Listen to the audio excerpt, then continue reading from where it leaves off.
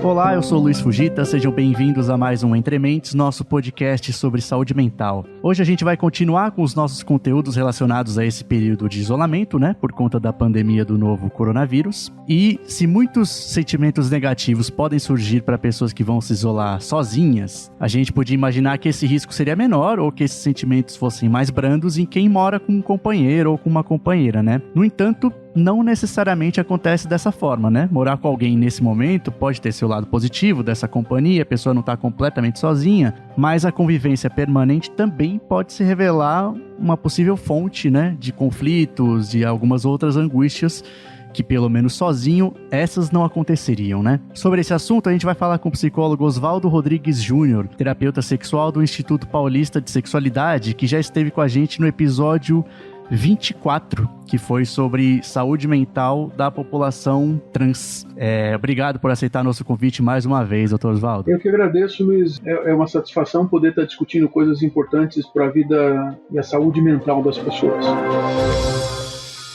Doutor Oswaldo, como eu falei na introdução, né, quem está isolado sozinho, às vezes até pensa que, se eu morasse com alguém, né, pelo menos ia estar melhor. O que pode ter de errado nesse pensamento, né? O que numa vida ali em casal, né, vamos falar primeiro em casais, pode dar errado no momento em que elas vão precisar ficar isoladas sozinhas, né? Primeiro eu tenho que pensar quem são os casais. Na verdade, existem casais que estão circunstancialmente juntos e ainda não têm um projeto de vida que faça com que eles também aprendam ou tenham mais disponibilidade de suportar frustrações com relação a determinados eventos. Suportar frustração significa, ela não lava a louça. Eu olho a pia de noite e antes de dormir a pia está lotada de louças.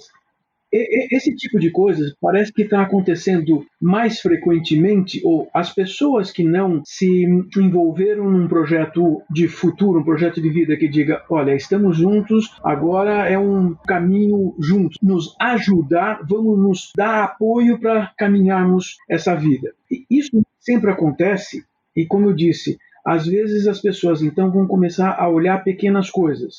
Olha só, ele fuma e deixa o cigarro aqui em cima da mesa. Tá vendo? Já queimou a mesa. As pequenas coisas começam a importunar porque elas são repetidas. Mesmo que elas já acontecessem desde antes. Elas já aconteciam desde antes. Porém, muitas vezes essas pessoas desenvolvem mecanismos individuais de saírem do ambiente da casa, por exemplo, e irem para algum lugar, saírem dessa sensação de incômodo, aliviar. Então, tem muita gente que não aprende a lidar com frustrações e também não aprende mecanismos muito adequados para poder, além de suportar a frustração, aliviar tensões. Agora imagine um casal dentro de casa, eles se propuseram realmente fazer um isolamento físico do resto do mundo, vão conviver mais horas juntos. Esse convívio pode ser extremamente complicado para essas pessoas, mas isso é diferente para aqueles casais que já se perceberam com um caminho definido, tipo, nós estamos juntos, nós nos sentimos bem, um dá apoio para o outro, que maravilha. Porque esses pais estão começando a perceber como se complementam. Por exemplo, muitos, eu já conheço pessoas assim, negociaram umas férias antecipadas com a empregada. Então, a empregada vem, não faz a limpeza, não faz a comida, e o casal está tendo que se livrar de todas as tarefas do cotidiano e perceber que, nossa, a empregada faz falta, porque ela gastava bastante tempo para manter a casa arrumada. Claro que esse casal também trabalhava fora, não percebia o quanto precisava ser arrumada a casa. Então, já em uma semana, se esse casal tem o mínimo de comunicação assertiva, comunicação efetiva, e um se incomoda com o outro, se incomoda no bom sentido, ou seja, um olha o outro de maneira adequada, vão perceber que precisam se alternar na solução de problemas do cotidiano. Inclusive, lavar a louça que fica em cima da pia. Sim, sim. O senhor, doutor Oswaldo, já como trabalha, né, imagino, bastante com casais, a gente está ainda num período de início, né, desse isolamento. Ainda muita gente nem está fazendo, né? Já chegaram demandas, coisas que a origem é justamente por estar convivendo mais tempo? Já chegaram até você?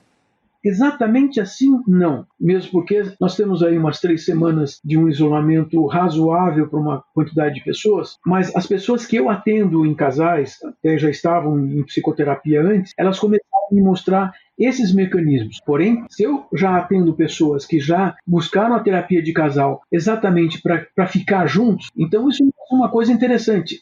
essas pessoas estão fazendo esforço, deveriam estar fazendo esforços para resolver esses pequenos problemas. E estão resolvendo coisas do cotidiano, se alternando para limpar coisas aqui e ali, cuidando de filho aqui e ali. Alguns até mesmo já começaram a fazer movimentos que faltavam antes. Existiam mais tarefas sociais e familiares, eles não conseguiam, por exemplo, ter horários para eles. Poxa, mas agora eles têm o tempo todo. Sim, mas horário para eles significa deixar o filho dormindo. Aliás, começaram a colocar os filhos para dormir mais cedo. Isso é fantástico. Era sempre um dos grandes problemas. E começaram a ter um horário que seja para assistir a série na TV, os dois juntos, mas terem a mesma vivência juntos. Aí passam por uma segunda etapa. Começaram a perceber, puxa, nós podíamos fazer aquele encontro que nós estávamos planejando uma vez por semana.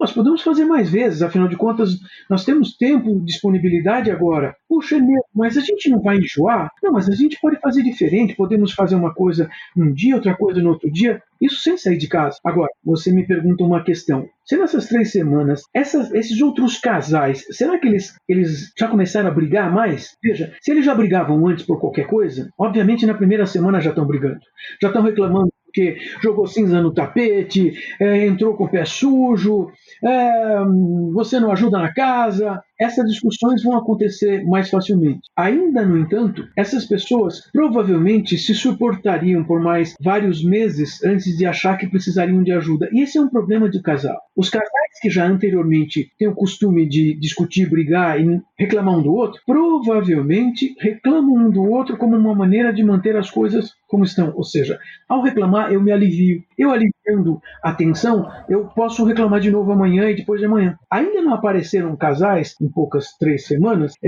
que precisem de um acompanhamento psicoterapêutico por questões de casal, porque provavelmente eles já estão acostumados a manter alívios variados para lidar com as coisas. Porém, mais provavelmente, as discussões começam a ser mais importantes ou mais duras. Aqueles pequenos episódios, as pequenas coisas vão acontecer no maior número de vezes, numa quantidade maior de vezes a cada dia e todos os dias. Se eu imaginar que daqui a pouco as roupas limpas deixam de existir porque eles já usaram todas as roupas que tinham no guarda-roupa, já imaginava, bom, se os dois trabalhavam fora de casa, quem é que lava a roupa do casal? Quem é que cuida de várias coisas que começaram a se acumular na casa? Veja que na nossa cultura ainda é comum os homens entenderem que isso é um trabalho da mulher e não um trabalho a ser dividido. Logo, antes eu usei um verbo que muitos casais usam, e muitas mulheres, vou dizer assim, ingenuamente usam. Ah, mas ele ajuda em casa. Peraí, não trabalham fora de casa? Como assim ele ajuda? Soa até absurdo. Como se não fizesse parte da responsabilidade naturalmente. Eu fiquei imaginando, Luiz, assim, somos solteiros, moramos sozinhos. Apartamento sozinho, a gente que cuida de tudo mesmo. Eu tenho que lavar minha roupa, ou tenho que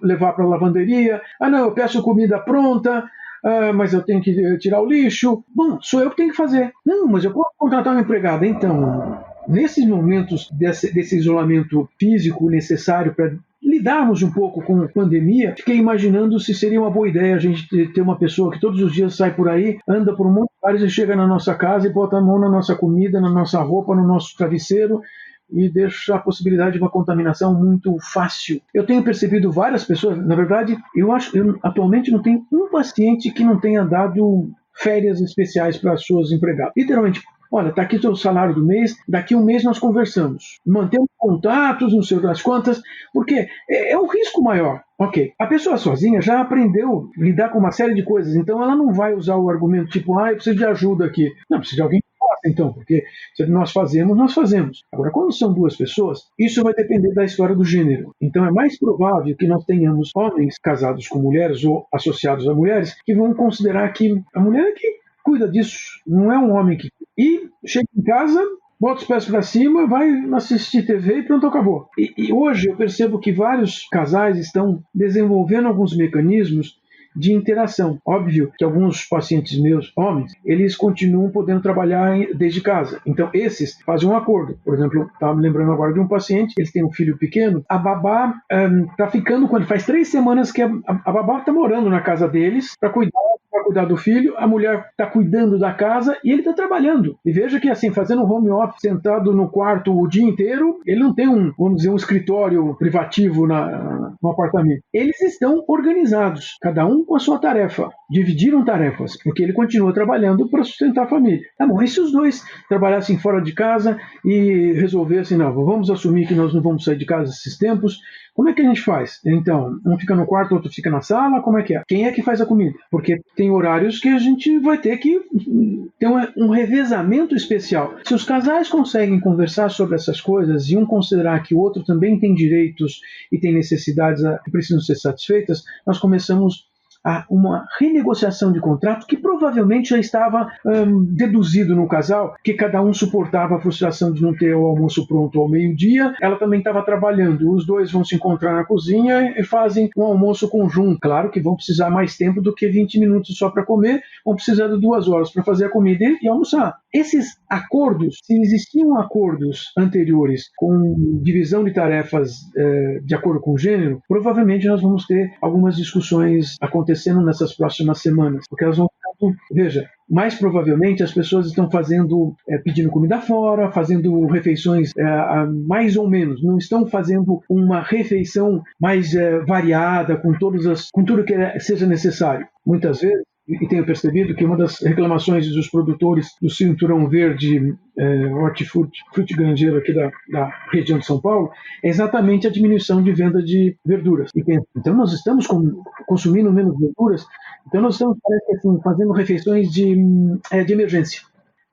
De novo, pensei, tá bom, daqui a pouco o casal vai começar a reclamar que, nossa, nós não estamos nem fazendo um almoço direito. Tá bom, de quem é a culpa? Se o casal tem, na estrutura deles, um mecanismo onde ele ou ela colocam sempre a culpa no outro, nós vamos começar a ter um aumento das brigas e essa escalada vai ser extremamente prejudicial, diferente, por exemplo, de um casal que já tinha, mesmo que fosse um acordo tácito, não fosse um acordo verbalizado, de que, olha, cada um faz uma parte dos cuidados da casa e nós continuamos arrumando a casa, obviamente. Uhum. E, doutor Oswaldo, essa escalada que o senhor falou agora era justamente o que eu ia perguntar em seguida. Esses problemas cotidianos, né, vamos chamar assim, né, que podem já começar a dar origem a algum tipo de problema, ele pode escalar para onde, né? Para onde vai isso se nada for feito? Então, eu já estou pressupondo uma questão que se torna complicada, porque se esse casal, ele ou ela, mais provavelmente ele se sinta o dono do lugar, o dono da circunstância. E isso implica que, assim, se ele é o dono, ele vai botar a culpa nela. Se ele for colocar a culpa nela, a escalada é de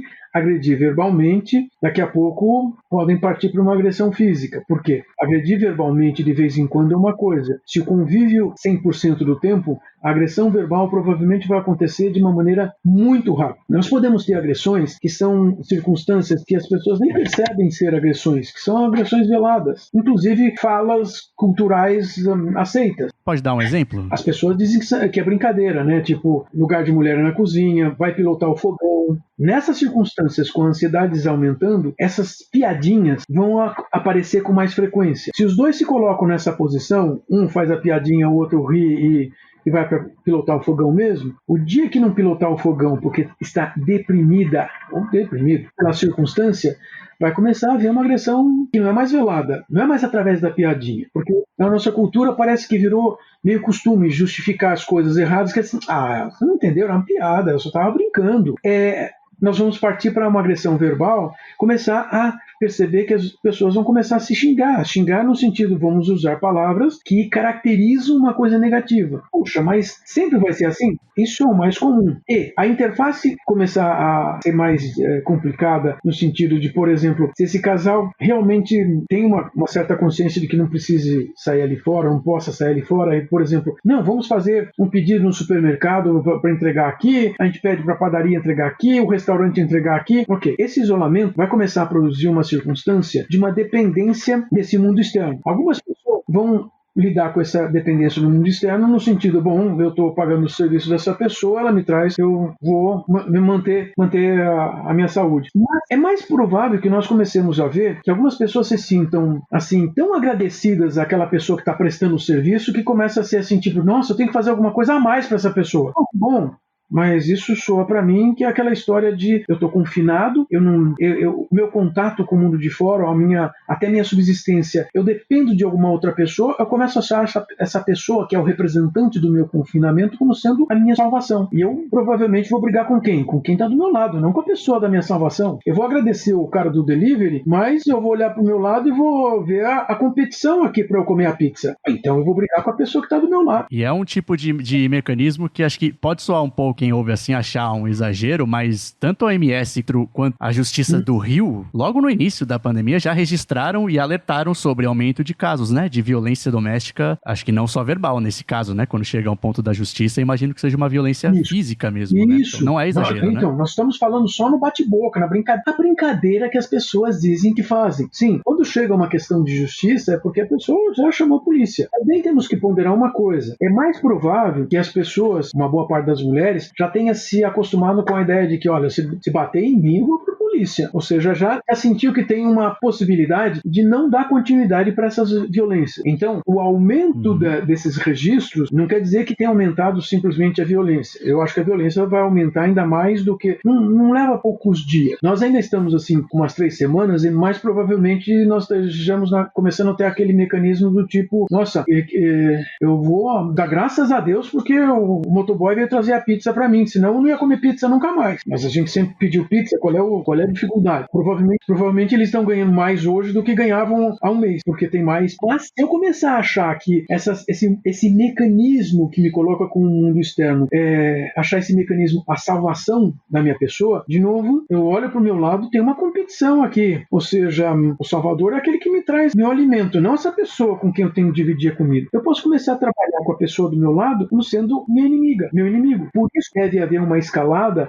Essa escalada vai subir até onde? Não é para todo mundo, torno a dizer. Porque se um casal tem mecanismos de entrosamento, onde eles sabem suportar a frustração por perderem ou não terem determinadas condições, bom, eles não vão brigar um contra o outro. Mas o que nós vamos perceber é que uma boa parte das pessoas já está baseada num esquema de vida onde, por questões de diferença de gênero, por exemplo, a mulher, por pressuposição, tem que limpar a casa. Que isso? E aí pensava, se eu morasse sozinho, quem limpava a casa? Mas também você podia me lembrar que uma boa parte dos homens na nossa cultura literalmente só sai de casa para casar. E quem cuidava dele antes era a mãe. Eu me lembro de um casal na minha frente, os dois, assim, com uma graduação, escolaridade alta, com um padrão de vida alto, os dois se casaram ali perto dos 30 anos de idade, estavam na minha frente, fazia assim 6 meses do casamento. Mas eles tinham uma série de discussões, mas ela usou um argumento que chamou a atenção e ele olhou para mim assim, mas você não tô entendendo. Qual é a reclamação dela? Virou para mim e contou, ele toma banho e joga a toalha molhada em cima da cama. Depois, nós vamos deitar na cama,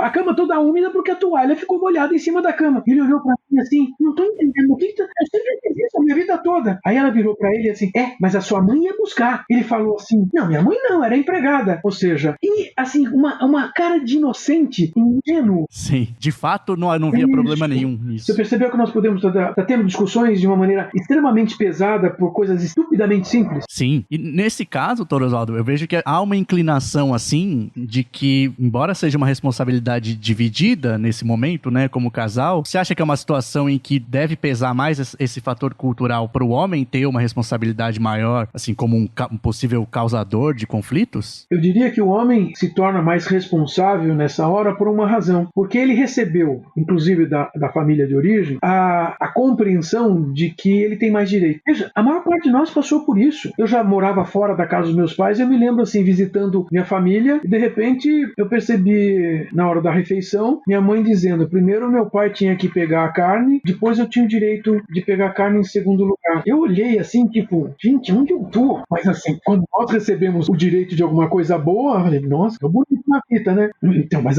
exatamente. Naquele momento a gente nem contesta, aí fiquei observando, e aí eu observei que minha mãe foi a última a pegar a carne. Aí pensei, gente, ela me deu o direito de escolher. Puxa, devo agradecer, ótimo, mas, esse é um padrão. Toma cuidado, porque provavelmente eu vou repetir esse padrão. E essas são ações involuntárias e às vezes ingênuas, porque, como eu disse, esse sujeito assim, na minha frente, de maneira ingênua, olhando para mim como que, mas o que aconteceu de errado? E a mulher, os dois de mesma hierarquia, hierarquia profissional, hierarquia social. Ela estava reclamando porque, caramba, ela trabalhava da mesma forma que eles dois trabalhavam 12 horas por dia fora de casa. Peraí, vamos negociar. Só que eles não sabiam fazer isso, nunca tinham feito. A negociação sobre como conduzir a vida a dois, onde os dois têm os mesmos direitos, então deveres divididos. Aí pensava de novo, este homem se sentindo como, tendo o direito de fazer essas coisas, será que ele quer perder esse direito? Ou a maior parte dos homens vai se olhar no espelho e dizer assim, peraí, eu tenho esse direito, eu não vou querer perder isso, eu não vou perder isso. Então, se eu não vou perder, eu tenho que obrigar outra pessoa a fazer. No entanto, se nós pensarmos em mulheres educadas em um curso universitário, uma boa parte já teve toda uma discussão na universidade sobre, peraí, direitos humanos, direitos iguais, direitos... Nós queremos uma divisão de trabalho que seja equilibrada e não um trabalhar mais que o outro para ambos terem a mesma coisa. E, doutor Oswaldo,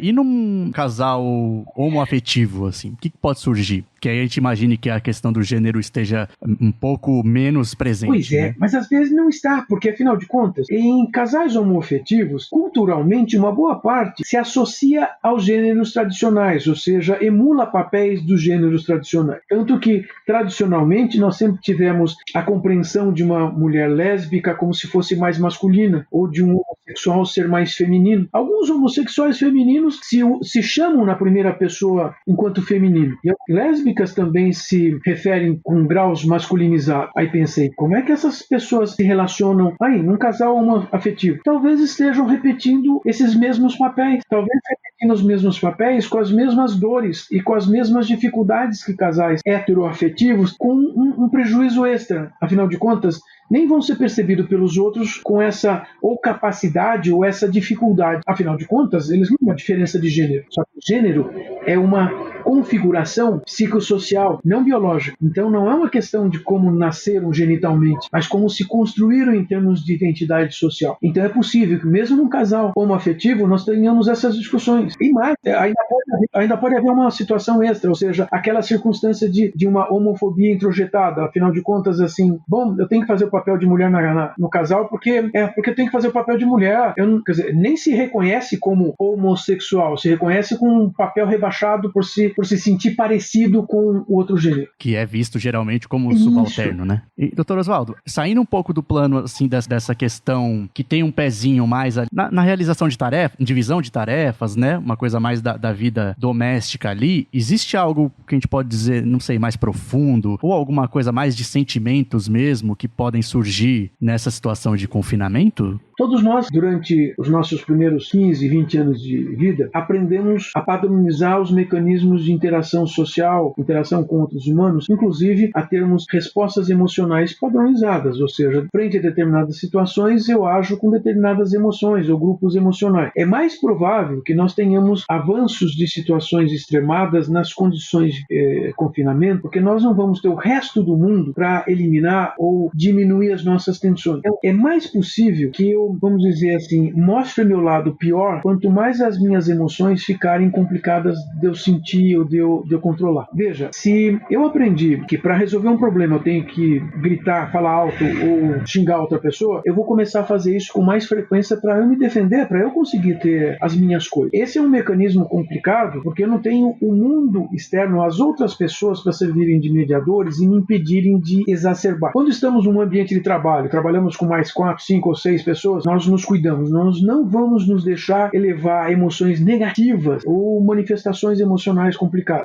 Só com a outra pessoa, daqui a pouco eu vou começar a ter piripaque. Daqui a pouco eu estou chutando o chão. Vou botar a culpa na outra pessoa, porque afinal de contas não tem mais ninguém do meu lado. Isso já acontece, e eu percebo já acontecer nas discussões de casal, mesmo quando não existe essa situação de confinamento. Afinal de contas, quando os dois se encontram à noite em casa, só estão os dois lá. Então o outro vai ser sempre o anteparo para as minhas emoções negativas e a minha forma inadequada de expressar emoções. Por a culpa. Então nessas épocas, é provável que isso apareça com mais facilidade do que em outras épocas, onde o mundo externo, as outras pessoas começam a mediar e também me mostrar que eu não posso fazer isso, não posso ser desse jeito, e eu vou começar a ter esses mecanismos modificados. E alguém que tem esse tipo de comportamento mais automático nesse sentido, né? O que a pessoa pode fazer? Imaginando, o ideal seria, né, ela frequentar e se engajar numa psicoterapia também. Mas existe algo que ela, refletindo com ela mesma, pode fazer para deixar essa vida mais saudável? Essa é uma condição extremamente complicada. Por quê? Essas pessoas, você usou até um termo automaticamente agem assim. Ao agirem assim automaticamente, também compreendem que isso é natural, ou seja, não tem esforço nenhum para fazer, ou seja, é assim que acontece. Isso se torna um problema duplo, porque ela se olha no espelho e não diz para si mesma que isso é um problema. E se a outra pessoa diz, isso é um problema? Que isso? Olha, somos duas pessoas, eu não acho que é problema, você acha que é um problema, eu sou mais eu que me conheço, isso não é problema não, isso é normal. Esse é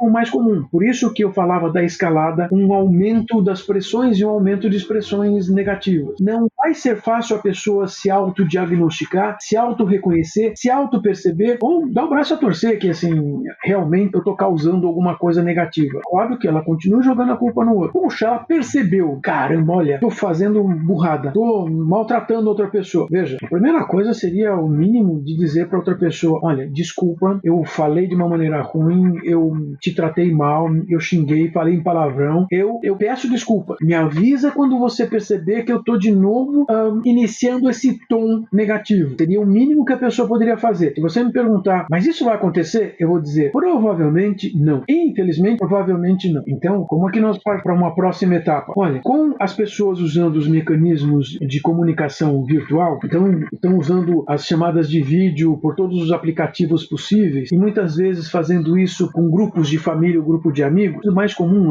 tem pessoas descobrindo que podem conversar com os amigos sem sair de casa. Está com amigos que moram a 5.000 quilômetros de distância e não conversavam porque moram em países diferentes. Whatever. Agora, vamos pensar assim, o casal está em casa e estão conversando através do vídeo com, sei lá, um grupo de amigos. De repente, eles podem, na frente do grupo de amigos, eles podem, de repente, falar mal um do outro ou petar um ao outro. E algum amigo diz assim, nossa, não fala assim com ela. Esse seria um momento de nós permitirmos o mundo interferir. E é possível que, assim, o mundo interfira assim, porque amigos mesmo se sentem no direito de avisar esse tipo de coisa. E quando acontece, agora sim, valeria a pena se questionar. Opa, tem gente percebendo que eu estou fazendo uma coisa ruim? Opa, agora eu tenho um sinal vermelho aqui, deixa eu ver o que eu posso fazer. Fazer o que? Tentar se consertar, como eu disse, no mínimo, pedir desculpa em público. Se eu xinguei minha parceria em público, eu tenho que pedir desculpa em público. E talvez, na sequência, pedir, olha, gente, se eu fizer de novo, me avisa, porque eu não fiz de propósito. Caramba, eu tenho que aprender a como lidar e como controlar esse automatismo. Tá bom, eu não consigo, continuo não conseguindo, as pessoas continuam me dizendo. Veja, os atendimentos psicológicos, psicoterapêuticos, através desses mecanismos virtuais, esses aplicativos com chamadas de vídeo, tem acontecido nessa época toda de isolamento. Todos os meus pacientes eu estou atendendo através de chamadas de vídeo. Funciona e parece que assim, está todo mundo bem organizado e satisfeito, podendo também não correr riscos andando lá fora. Afinal de contas, para vir do meu consultório, eu teria que andar por um monte de lugares, andar na rua, condução, etc. Não seria só ele, eu também seria um possível alvo de problemas. Ainda mais que eu já passei dos 60, então dizem que é população de risco. Mas de novo, puxa, se eu começo a perceber que eu automaticamente reajo de maneira a agredir a pessoa com quem eu estou convivendo e eu não sei sair disso, começa a procurar ajuda, mas peça ajuda urgente, porque provavelmente nós vamos aumentar essa tensão nessas próximas semanas. E ainda assim, não é simplesmente um isolamento, é um isolamento para evitação de alguma coisa que a gente nem sabe como vai ser. Nós nem sabemos como é que isso vai nos afetar, ou afetar familiares ou amigos. Nós temos um imponderável, nós temos uma circunstância não previsível, e isso aumenta o grau de angústia e aumenta o grau de depressão. É provável que as pessoas nessas próximas semanas comecem a aumentar, eu falei de um grau depressivo. Não precisamos nem entrar numa depressão maior, mas provavelmente estamos em circunstâncias depressivas e com circunstâncias ansiógenas e que nós vamos sentir essas emoções negativas com mais facilidade do que aparecia antes.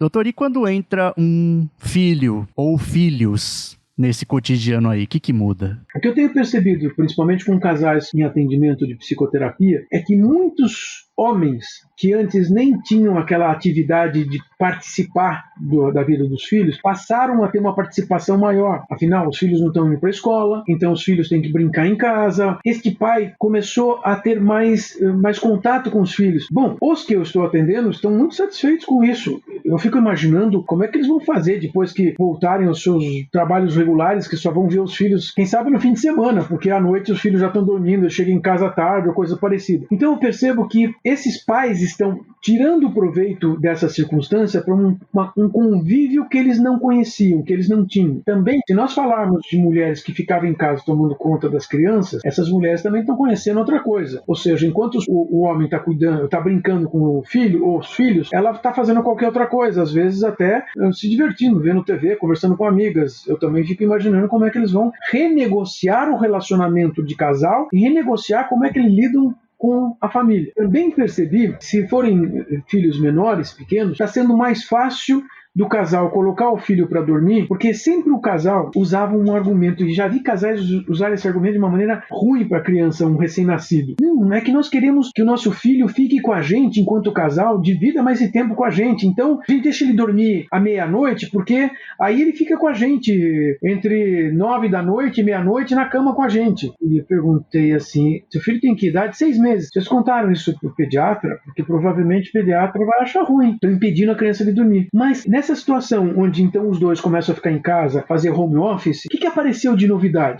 Eles passam o dia inteiro em casa, estão trabalhando aqui na sala, no quarto, na mesa, não sei das quantas, mas o filho está ali, conversam aqui, brincam ali, tem mais contato, começa a dar 8 da noite, assim, tipo, tá na hora de dormir. E coloca a criança para dormir e o casal começou a ter tempo de casal. É como se a gente voltasse para a época dos nossos avós, em que talvez colocar as crianças para dormir às 9 da noite fosse exatamente isso. Olha, já tivemos a vida conjunta de família aqui, agora as crianças vão dormir e o casal vai ter vida de casal. Eu percebo que, assim, um grupo de casais, então, está desenvolvendo uma nova forma de lidar com os filhos e que provavelmente vai ser bom para os filhos, vai ser excelente para os casais. Eu estou também percebendo que é mais possível que nós tenhamos casais com filhos em que eles se sintam tão mal com essa situação que eles não estão tolerando não terem os mecanismos de alívio de tensão do cotidiano. Por quê? Porque esse homem ou essa mulher, se trabalhavam fora, eles voltavam para casa e queriam fazer alguma coisa para descansar. Ou antes de chegar em casa, passavam em algum lugar. Na verdade, essa é a origem do happy hour, né? A pessoa não ser tão comum com as proibições de bebida, mas de toda maneira era a ideia. E esse casal, se não sabe controlar os filhos, porque esse é outro mecanismo. Se eu não sei controlar uma criança, eu vou sofrer com essa criança do meu lado, eu vou sofrer com essa criança muito. E como é que eu lido com isso? Eu ficar nervoso, essa criança também vai ficar nervosa. Se essa criança ficar nervosa, ela vai ficar mais irritada, eu vou ficar mais irritado, e daqui a pouco nós temos um adulto batendo numa criança, porque afinal de contas não sabe lidar com birra de criança. O adulto tem birra também, né? Mas de alguma forma eu estou esperançoso que uma boa parte dos casais encontrem o que esses meus pacientes estão encontrando. Também é uma amostragem que tem uma circunstância diferente. Afinal de contas, semana após semana nós estamos discutindo exatamente o que cada um faz, o que cada um quer fazer, como é que organizam as coisas de uma maneira racional para aprenderem a controlar emoções negativas importantes e não deixar essas emoções negativas aumentarem. Então, essa amostra que eu ouço já é uma amostra diferenciada, que possivelmente esteja mudando de comportamento porque já tinha a proposta de mudar o comportamento de uma maneira mais proveitosa. Sim, porque eu imagino que também haja a possibilidade do filho ser o, digamos, o destinatário de emoções ruins também. Daqui a pouco ele está batendo, nós temos um adulto batendo numa criança e ainda assim esse sujeito vai pedir apoio logístico para a parceria dele, porque, não, mas ele me tirou me tirou do sério, não dava, eu não aguentei, eu tinha que bater mesmo. Quer dizer, nós começamos outros mecanismos que podem se manter depois desse período de quarentena de uma maneira negativa. Mas ainda tem, você sabe que assim, eu sou um otimista contumaz. Eu ainda creio na espécie humana. Essa visão vai ser boa, então, para finalizar, que aí eu ia pedir, né? O senhor consegue sintetizar todo esse contexto que a gente colocou aqui em uma recomendação, em uma forma que as pessoas possam internalizar algo e agir de uma forma que seja saudável para esse período aí que a gente vai passar como casal, né? Eu diria que cada um de nós individualmente tem uma função, uma tarefa. Se perguntar sempre ao final do dia se conseguiu viver uma vida boa ou só vivemos a vida que merece ser vivida. Nós sempre vamos viver a vida que merece ser vivida, mas nós podemos influenciar esse merecimento de uma maneira positiva. Se eu me questionar todos os dias antes de dormir, assim como que, caramba, eu estou conseguindo fazer aquilo que eu queria? Estou, ótimo. E não estou. O que eu posso fazer de melhor no próximo dia? Como é que eu passo a me questionar e não viver com aquela ideia de que eu estou certo sempre? Nós nunca estamos certos sempre. Vamos lembrar que fazer birra ou demonstrar agressão não significa ser o mais apto a sobreviver. O mais apto a sobreviver é aquele que sabe se adequar às novidades. O que faz birra, o que impõe força, impõe agressão, provavelmente é o primeiro a deixar de existir. Então, a adaptação é uma coisa importante. Se nós conseguirmos, conversando conosco, assim, será que eu estou me adaptando bem? Será que eu estou... Uma pergunta simples. Comparado com a semana passada, será que eu estou ficando mais triste? Estou ficando mais nervoso? Se a resposta for positiva para uma dessas ideias, ou ficarmos tristes, ou ficarmos nervosos, é provável que nós estejamos pensando um monte de coisas erradas e fazendo coisas erradas. Veja, como é que eu faço para que nesse ambiente que eu passei a viver restrito, eu passe a ter mais satisfação comigo? Se eu tiver satisfação comigo, como é que eu tiro proveito disso para dividir essa satisfação com outras pessoas, com a pessoa com quem eu convivo? Então, talvez aí eu tenha uma aspas fórmula, pelo menos é uma equação que tende a nos levar para a satisfação de coisas, diferente de termos uma equação onde, não, eu tenho certeza que eu estou certo e eu não preciso de ninguém me provar que eu estou errado. Quer dizer, o questionamento é individual. Temos atenção muito no que a outra pessoa nos conta, porque a outra pessoa nos olha. A outra pessoa é um espelho. A outra pessoa, agindo como espelho, pode me mostrar que eu estou ficando nervoso demais, eu estou ranzinza demais, eu estou exagerando nas minhas expressões emocionais. E aí precisa também estar aberto a assimilar isso como uma verdade, né? Pois é, então, por isso o questionamento interno é mais importante e vem primeiro. Depois o mundo, para saber se o mundo está dizendo alguma coisa assim. E essas são coisas complicadas mesmo, porque afinal de contas, se eu partir do princípio que eu tenho mais direito que os outros, eu não vou ouvir o outro nunca. Se eu tenho uma autocompreensão de que eu preciso primeiro me questionar se eu estou fazendo as coisas certas sempre, não é hoje só, é hoje, amanhã, depois amanhã, o mês que vem, o ano que vem, para entender que se eu estou fazendo a coisa certa, eu começo a ter algo para dividir de uma maneira positiva. E aí nós começamos a poder ouvir a outra pessoa e ouvir a outra pessoa até mudar a nossa forma de ser, a nossa forma de fazer as coisas. E mudar é importante. Nessas situações de crise, somente a mudança permite que nós tenhamos uma sobrevivência. Sobrevivência individual, sobrevivência emocional e a nossa sobrevivência social. Bom, com esse isolamento físico, nós queremos uma sobrevivência física, mas a minha preocupação é que as nossas emoções tragam alguma coisa de bem-estar para nós. Então nós precisamos cuidar desse aspecto emocional e nós vamos nos reinventar. Torno a dizer, eu sou otimista. Eu entendo que nós podemos sair dessas circunstâncias de crise com novas possibilidades de fazer coisas diferentes e aprender novas maneiras de nos relacionarmos interpessoalmente, seja num relacionamento afetivo próximo, seja num relacionamento familiar ou relacionamento social. Eu vou torcer para que muitos de nós aprendamos isso. Legal. Obrigado, doutor Oswaldo. Obrigado pela participação mais uma vez. Espero que ainda possa participar outras, né? Porque como a gente viu, a gente nunca sabe o que vai acontecer, a gente sempre precisa da ajuda dos profissionais da sua área. Obrigado, Luiz. Espero que assim, os casais tentem buscar aquilo que seja melhor para eles. E, na verdade, seja melhor para eles só não, para os filhos, para os familiares, para os amigos. Porque se nós pudermos dividir o que nós temos de bom, eu tenho certeza que nós vamos ser mais felizes. Afinal de contas, dividir o que a gente tem de bom é muito melhor. Legal. Muito obrigado, doutor Oswaldo. Até a próxima.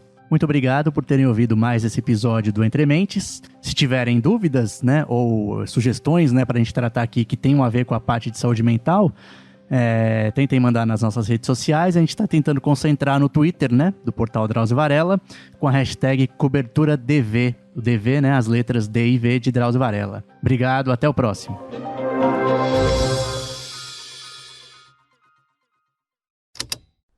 Esse programa foi editado pela Estalo Podcasts.